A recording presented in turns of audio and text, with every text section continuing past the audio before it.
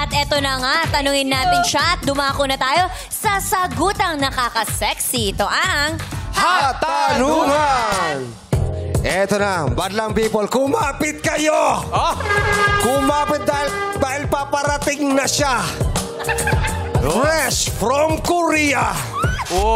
Please welcome, madlang people, the hot and sexy. Wow.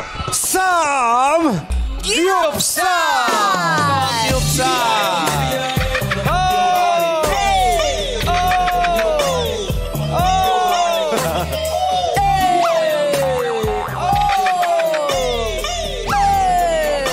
Parang bagay kayo ni AJ, ah. Parang bagay kayo ni AJ. Bakit? Parang siya po yung il.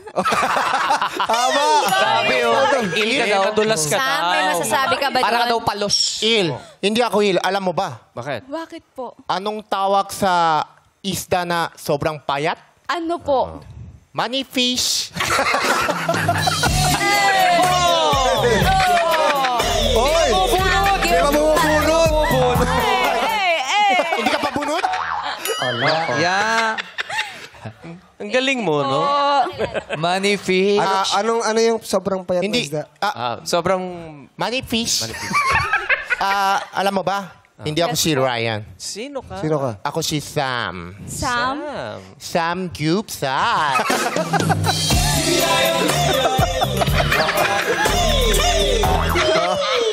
Oy, alam mo, pareho kayo. Hindi na nakainom ng gamot yan, eh.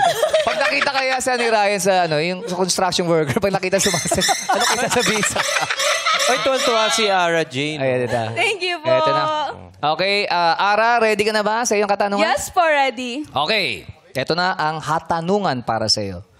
Sa tingin mo, ano ang kahinaan ng isang babaeng sexy? Ulitin natin ang tanong. Sa tingin mo, ano ang kahinaan ng isang babaeng sexy? Para sa akin, ang kahinaan ng isang babaeng sexy is yun yung pinopokus ng tao sa'yo.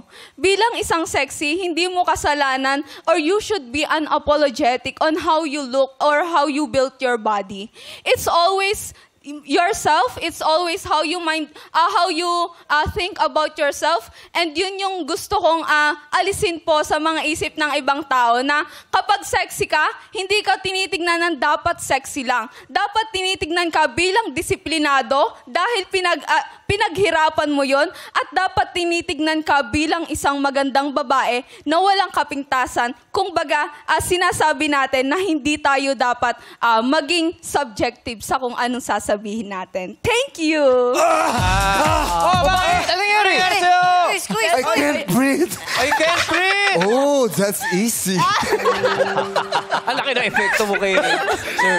Parang Oy, naano galing. siya. Yung ano, no? Galing. Pinaghirapan niya yan eh. Oo. Yes po. Pag dapat pinaghihirapan, ipinagmamalaki. Hindi dapat tayo sinasubjective as yun lang tayo. Sexy lang yan. oo. No. You look beyond the sexiness. Yes. It's always beyond the perception of others on you. Oh. Galing.